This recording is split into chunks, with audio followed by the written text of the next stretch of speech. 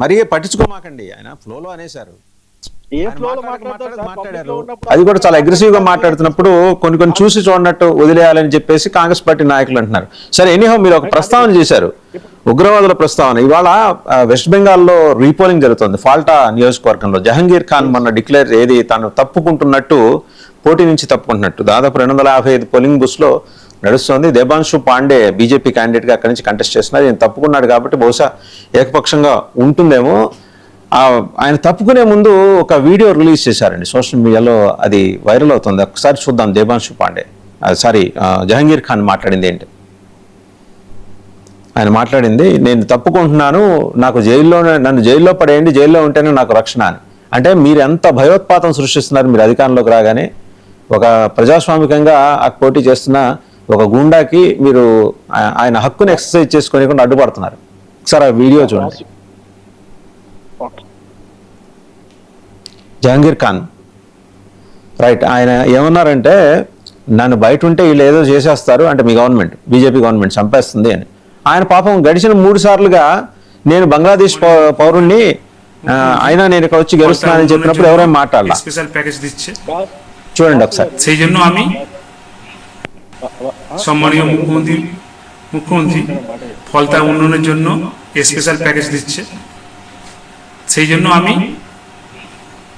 আগামী 21শে মে যে রিপোল আছে সেই রিপোলের কন্টেস্ট থেকে আমি নিজেকে দূরে সরিয়ে দিলাম।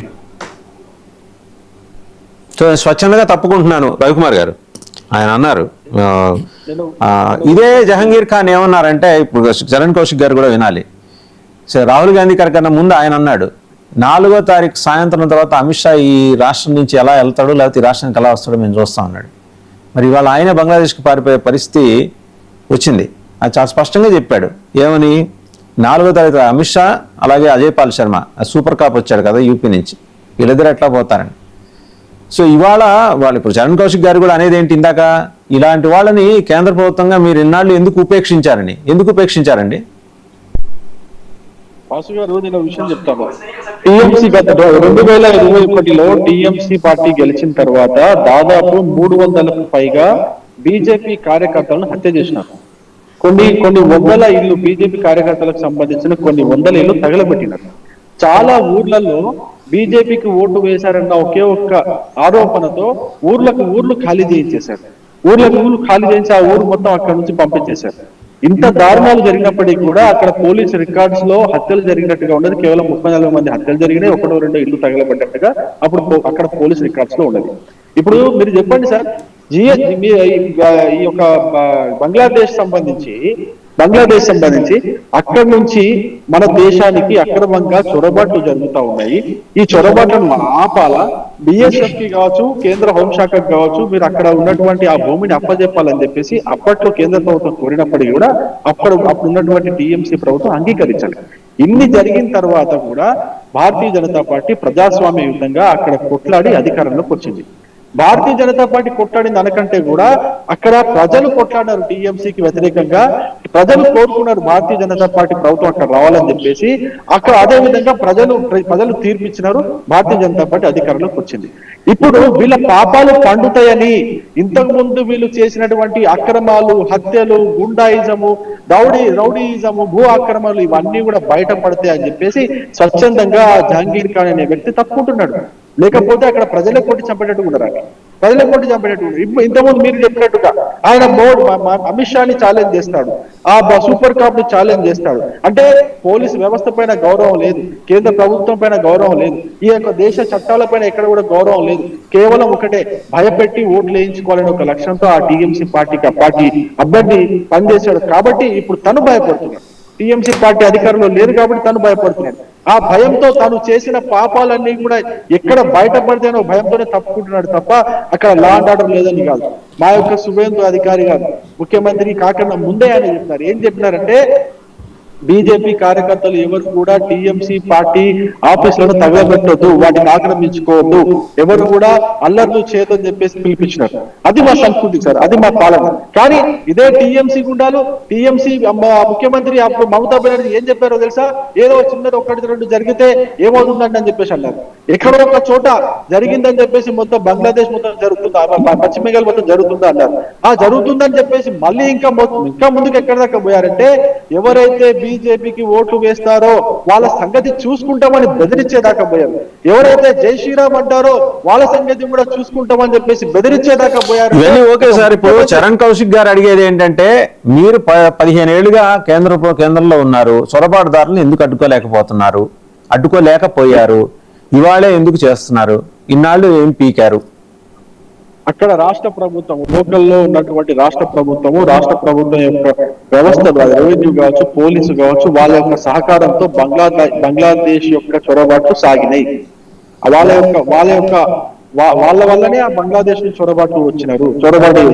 లేకపోతే అక్కడ మీకు విషయం తెలుసు కదా, ఒకవేళ ఈ 29 కిలోమీటర్ల ఏదైతే బార్డర్ ఏరియా ఉన్నదో, ఇప్పుడు సువేంద్ర అధికారి గారు కేంద్రం హోమ్ మినిస్టర్కి అప్పచెప్పినారో అది అప్పుడే అప్పచెప్పి ఉండింటే ఇన్ని చొరబాట్లు జరిగేవి కాదు. కొన్ని ఊర్లున్నాయి, కొన్ని ఊర్లలో బార్డర్ ఫెన్సింగ్ అప్పుడే వేయడానికి అనుమతి ఇచ్చి ఉండింటే ఇన్ని చొరబాట్లు జరిగేవి కాదు. అప్పుడే బిఎస్ఎఫ్ కి అధికారులు ఇచ్చింటే ఇన్ని చొరబాట్లు జరిగేవి కాదు. రాష్ట్ర ప్రభుత్వం చేసిన తప్పిదాల వల్ల ఇన్ని చొరబాట్లు జరిగిన, కేంద్ర ప్రభుత్వం తప్పిదాలు ఎక్కడ కూడా లేవు. మీకు ఇంకో విషయం కూడా చెప్తున్నా, అక్కడ నుంచి వచ్చినటువంటి చాలా సరిహద్దు భద్రత కేంద్ర ప్రభుత్వం బాధ్యత అండి. You just cannot evade or avoid, అది కేంద్ర ప్రభుత్వం బాధ్యత. మీకు విషయం చెప్తాను సార్, 29 కిలోమీటర్లు ఇప్పుడు సువేంద్ర అధికారి గారు ఏదైతే బిఎస్ఎఫ్ కి అప్పచెప్పినారో 45 కిలోమీటర్లు అది మొత్తం కూడా రాష్ట్ర ప్రభుత్వ ఆధీనంలో, రాష్ట్ర ప్రభుత్వ రెవెన్యూ రికార్డ్స్ లో వాళ్ళ ప్రభుత్వ ఆధీనంలో ఉండింది. అక్కడ కేవలం బిఎస్ఎఫ్ ఒక పహారా కాసేది కానీ అక్కడ ఎటువంటి అధికారాలు రాష్ట్ర ప్రభుత్వం కల్పించలేదు. ఆ స్ట్రెచ్ మొత్తం అప్పుడే బిఎస్ఎఫ్ కి అప్పచెప్పి ఉండింటే ఇన్ని చొరబాట్లు జరిగేవి కాదు. ఇప్పుడు భారతీయ జనతా పార్టీ అధికారంలోకి వచ్చింది కాబట్టి ఆ కార్యక్రమాలు, అప్పుడు జరిగిన కార్యక్రమాలన్నీ కూడా ఇప్పుడు మా ప్రభుత్వ హయాంలో జరుగుతున్నాయి. ఖచ్చితంగా చొరబాట్లను అడ్డుకోవడం కాబట్టి మీరు దేశద్రోహులు అనే అభియోగం మీ మీద ఉంది. నేనేమంటా సార్, ఆ అభియోగానికి మీరు ఫ్లోలో వచ్చిందని అన్నారు ఇప్పుడే. ఆ ఫ్లోలో నిజంగానే ఆ ఫ్లోలో దేశద్రోహులు అని చెప్పేసి వచ్చిందా, లేకపోతే నిజంగా వాళ్ళే దేశద్రోహులా? ప్రజలు చెప్తారు కదా సార్. రాహుల్ గాంధీ గారు ఏం మాట్లాడినా ఎవిడెన్స్ పెట్టుకొని మాట్లాడతారు. వాళ్ళు కేసీ వేణుగోపాల్ గారు రాసిస్తారు, డ్రాఫ్ట్ పట్టుకొని ఆయన మాట్లాడతారు. అంతా ఆయన ఏమి తేలిగ్గా మాట్లాడండి. ఆయన ఎవిడెన్స్లు పట్టుకొని ఆయన ప్రెజెంటేషన్లు ఇచ్చిన ఉన్నాయి కదా, సరికి సంబంధించి, ఓట్ చోరీ గురించి సంబంధించి అవన్నీ ఎవిడెన్స్లు పెట్టుకొని కట్టలు పెట్టుకొని ప్రెజెంటేషన్లు ఇచ్చి చేసిండు. ఇప్పుడు ఆయన తగ్గట్టుగా సరి చేస్తుంటే మళ్ళీ దాన్ని కూడా మొత్తుకుంటున్నారు. ఇప్పుడు వాళ్ళే ఓట్ చోరీ జరిగింది, దొంగ ఓట్లతో మహారాష్ట్రలో బీజేపీ గెలిచింది చెప్పేసి రాహుల్ గాంధీ పెద్ద ప్రెజెంటేషన్లు ఇచ్చిన అనేక వేదికల పైన. దాని తర్వాత సరి చేసి ఓట్లన్నీ తీసేస్తుంటే మళ్ళీ మా ఓట్లు తీసేస్తున్నారు, వీళ్ళ ఓట్లు పెట్టుకుంటున్నారు అని చెప్పేసి అంటే వాళ్ళకే క్లారిటీ లేదు. వాళ్ళు ఏం మాట్లాడతారు, ఏ విధంగా మాట్లాడతారు, ఏం కావాలని వాళ్ళకే క్లారిటీ లేదు.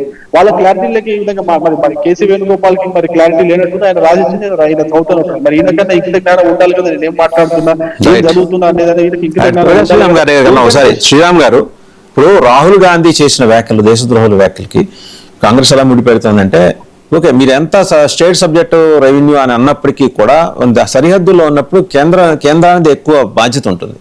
అది కాంగ్రెస్ అధికారంలో ఉన్నా, బీజేపీ అధికారంలో ఉన్నా, లేకపోతే వాళ్ళ కూటమి అధికారంలో ఉన్నా, దాని నుంచి వాళ్ళు తప్పించుకోలేరు కదా.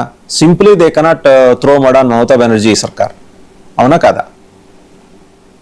అంటే అలాగ చేయాలి అంటే కనుక అక్కడ గట్టిగా రాష్ట్రపతి పాలన పెట్టాల్సి వచ్చేది. రాష్ట్ర ప్రభుత్వ సహకారం అనేది ఖచ్చితంగా అవసరం. ఎందుకంటే మనం ఉన్న వ్యవస్థ అలాంటిది. మన కేంద్రం మొత్తానికి అధికారాలన్నీ చేతుల్లో తీసేసుకుని చేయలేదు కదా. అక్కడ కాపలా కావాలంటే కాపలా కాస్తారు, కానీ ఆ ల్యాండ్ స్టేట్ కి సంబంధించిన ల్యాండ్ ఇవ్వకుండా అక్కడ ఫెన్సింగ్ ఎలా వేస్తారు? కాబట్టి ఏంటంటే సరే రాహుల్ గాంధీ